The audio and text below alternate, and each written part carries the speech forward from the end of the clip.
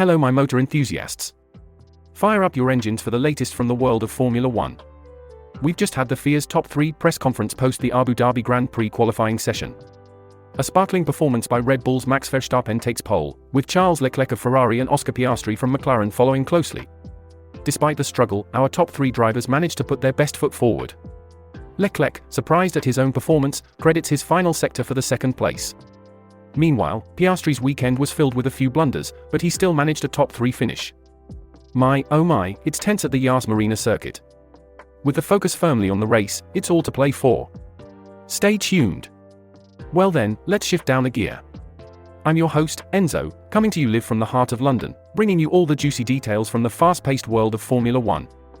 With me today, as always, is my esteemed colleague from Birmingham, the man with the golden voice and encyclopedic knowledge of racing, Mr. William Turner. Thank you, Enzo. It's always a pleasure to be here, analyzing and dissecting the fascinating world of racing with you. We're part of the F1 Motor Fever podcast, coming to your ears every single day. If you enjoy the thrill of the race and the hum of the engines as much as we do, make sure you subscribe to our channel, turn on notifications and share with your friends and family. Absolutely, your support means the world to us and helps us keep the wheels turning here at F1 Motor Fever podcast. You won't believe the insights we're about to reveal, considering the twists and turns this season has thrown at us. So, why is this relevant to you, you ask? Well, as true motor enthusiasts, it's not just about who crosses the finish line first, it's about the journey, the strategy, the sweat and toil behind that victory. Now, let's move into top gear, shall we? Full throttle.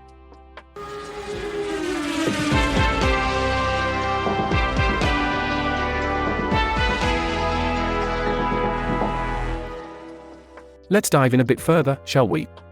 Oscar Piastri's performance in the qualifying session of the 2023 Formula 1 World Championship at Yas Marina Circuit is worth discussing.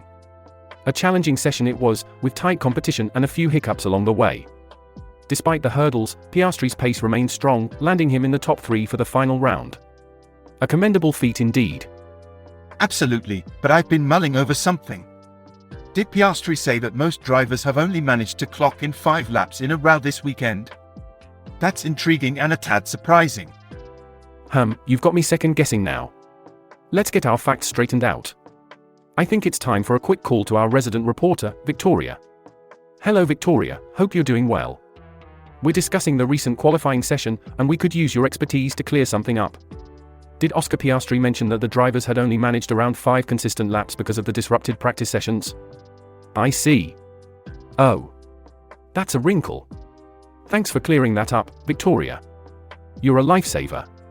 Take care, catch you later. Hanging up now. Well, William, it turns out Piastri did mention that most drivers had only been able to complete 5 consecutive laps due to the disrupted sessions. What a fascinating piece of trivia that is. Knew something was up. That certainly adds a new layer to the race, doesn't it? It certainly does.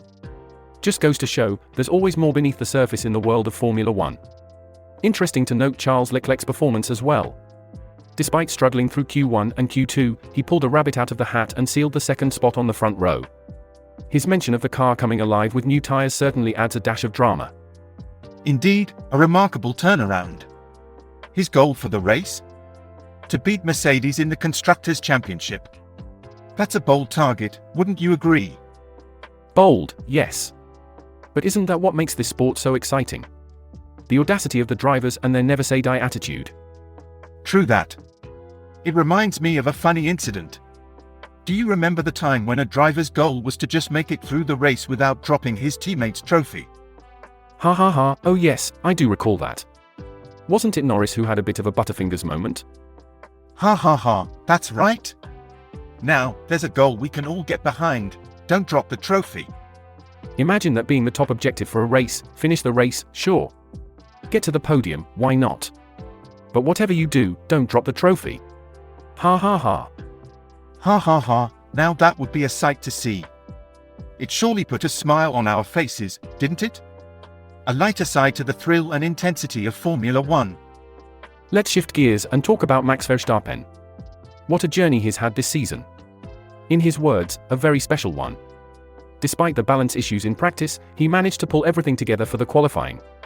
It's quite an admirable resilience, isn't it? Absolutely. His performance in the qualifying sessions has been quite remarkable, despite his preference for the race.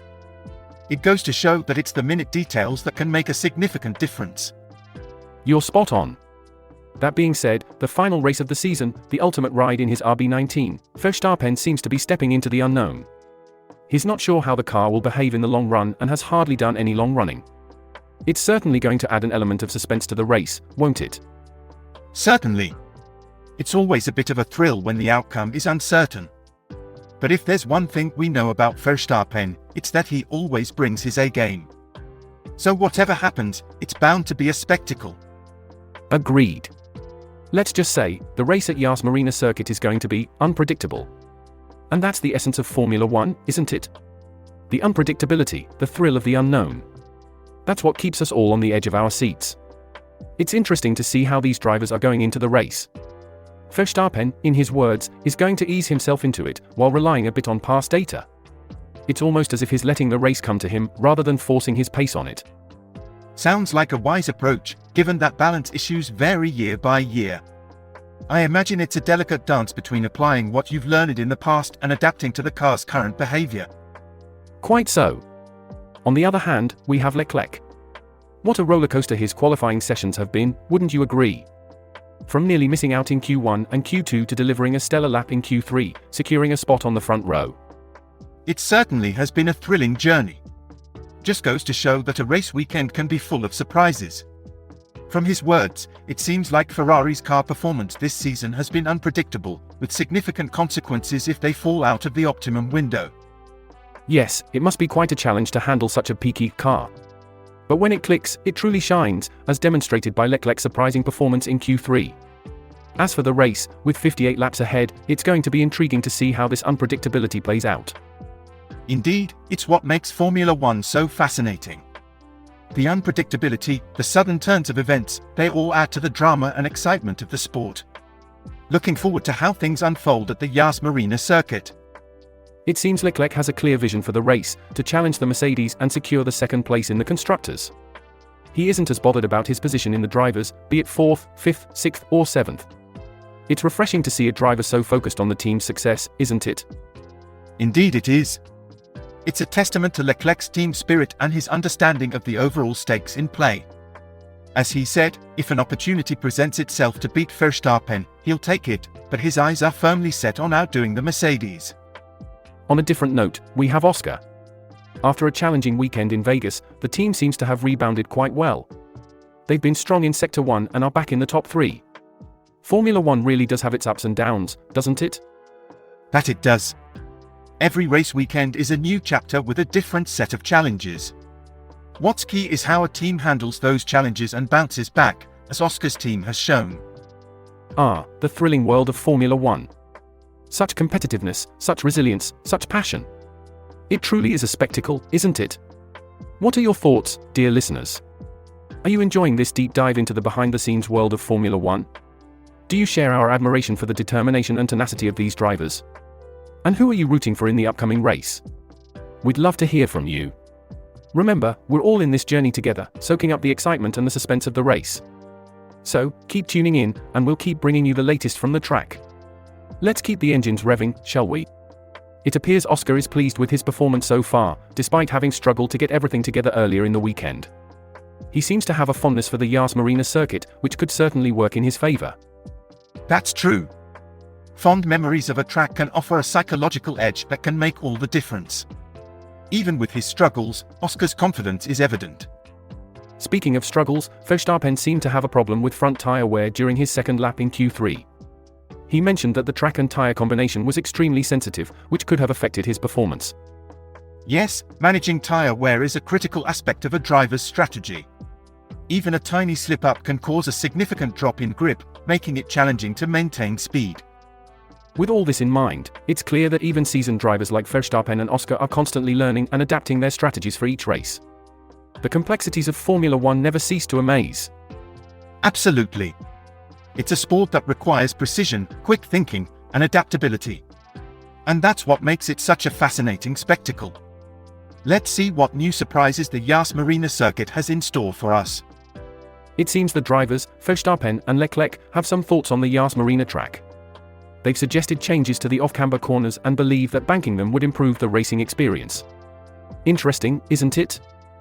Indeed, it is. Track design plays a crucial role in the racing dynamic. The off-camber corners, specifically, can be challenging as they tend to push the car away from the corner, making it difficult to maintain grip and speed. Both drivers have expressed their fondness for this circuit, despite its challenges. And they seem to appreciate its unique elements, especially the technicality of the last sector. Absolutely. It's a testament to their adaptability and resilience as drivers. They are able to navigate the track's complexities and still deliver a thrilling race. Moving on to the pit exit rules, there seems to be some consensus among the drivers that the current system is far from perfect. It'll be interesting to see what solutions they come up with for the upcoming season. Yes, as with all aspects of the sport, there's always room for refinement and improvement. The aim is to ensure consistency and fairness for all the drivers, and that's what they'll be striving for. Interesting insight into the drivers' experiences on the track. Oscar mentions having struggled with certain parts of the track but managed to get on top of it.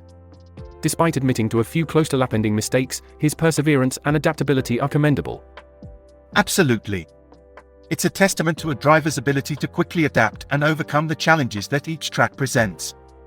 It's not just about speed, but also about understanding the nuances of the track and the car. Verstappen too has had a fair share of struggles. He reported the car behaving unpredictably, alternating between oversteer and understeer, which is quite challenging for a driver. Indeed. An unpredictable car can be a driver's worst nightmare, but Verstappen seemed to have managed it well enough during the qualifying. His ability to adapt and drive around the problem is a mark of a truly skilled driver. As for Leclerc, he highlights the intricacies of managing tyre changes, suggesting that the change from used soft to new soft tyres made a significant difference to his performance. That's fascinating. The type and condition of tyres can dramatically alter a car's grip and handling on the track, influencing a driver's performance. Leclerc's observations underline the level of detail that goes into every aspect of a race. Leclerc brings an interesting point to the table. He mentions that the grip gain from new tyres compared to scrubbed ones was significant, more so than for other drivers. However, he's wary that this could be a disadvantage during long runs in the actual race. I've never quite thought of it from that angle. It's a compelling point. While fresh tyres can offer an immediate advantage, they might not deliver the same level of performance over an extended period, which could indeed impact the dynamics of a long race. Moving on, Verstappen has a rather amusing anecdote about a bet with Helmut Marko. It's quite refreshing to hear these lighter moments amidst the intense competition. It certainly is. It adds a human touch to what is often an intensely competitive sport. It also showcases the strong rapport between team members and the trust they place in each other's capabilities. Lastly, Leclerc talks about the challenges of working with a car that is peaky, meaning it performs exceptionally well at its peak but can be difficult to handle consistently. His aim for the next season is to achieve a more consistent base performance from the car. That's indeed a worthy goal. Consistency is key in a sport where fractions of a second can make the difference between winning and losing. A car that performs predictably across different conditions is undeniably an advantage. It's been quite an enlightening discussion hearing about the drivers' experiences and their bespoke strategies for the race. From understanding the intricacies of their cars to managing tyre changes and track conditions, it's clear that there's a lot more than meets the eye. Absolutely, these conversations help us appreciate the sport even more. It's not just about the thrill of the race, but also about the meticulous preparation, strategy, and adaptability that each driver demonstrates. It gives us a fascinating glimpse into the world of Formula One. Indeed, and it also underscores the need for continuous improvement and adaptation. As we've heard from Leclerc, achieving a consistent base performance from the car is a key focus for the next season. So, the journey of innovation and refinement never really ends in this sport. Precisely. It's that relentless pursuit of perfection and the thrill of competition that make Formula One such a captivating spectacle. I'm sure our listeners would agree. William, why don't we take a moment to look at what the fans are saying online? Absolutely. Let's dive into an interesting discussion that's been going on. A user named No Campaign has posted a question: was the reaction to Schumacher dominance the same as the current Verstappen dominance?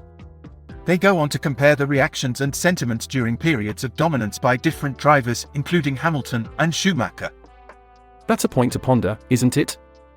It indeed is. The thread has stirred quite a few reactions. For example, user Tiny Conan remarked, quote, "If I hear the German anthem before a football match, for example, when it ends my mind automatically starts the Italian one," unquote. It seems like the Schumacher era has left a lasting impression. Ha ha ha, quite the earworm that is. There's another comment from Mamasita Verde, who shares a perspective from Germany itself. They said, quote, "As a German, it was similar at times. Even we got bored of watching our guy win over and over again," unquote. They also discussed how fans weren't as saturated with F1 media back then, which could be a factor in the perceived monotony of dominance now. That's a fresh perspective. The evolution of media has indeed changed how we consume the sport. Taking it further down the thread, conversation sprouted around Schumacher helping his teammate win races once he secured his title. Strilonitis brings up a good point saying, quote, "So you have two definite examples, one of which was done explicitly as payback because Schumacher had taken the win from Barrichello earlier that year without fighting for it," unquote. Interesting. There's always so much to discuss when it comes to Formula One, isn't there? Absolutely. The nuances, strategies, and tactics make for endless debate. We'll keep our eyes on the thread, but for now, let's get back to our chat. Well, that's all we have time for on this episode of F1 Motor Fever podcast. We have dissected loads from the world of Formula One, from the mechanics of the cars to the tactics of the teams, and even stirring up some lively discussions. Remember, we appreciate your support, so do subscribe, hit that notification bell, and join us for more in-depth Formula One talks. Share our podcast with your friends and fellow Formula One enthusiasts. If you enjoyed our content, don't forget to leave a comment. Absolutely, we're here every day, making sense of the circus that is Formula One. We've got the driver interviews, the technical breakdowns, the fan comments, and so much more. It's like a never-ending Grand Prix, but without the tire changes. Thank you once again for joining us on this journey. We are excited to bring more Formula One insights to you in our next episode. So, mark your calendars, set your alarms, and make sure you've got your headphones handy. Trust me, you won't want to miss it.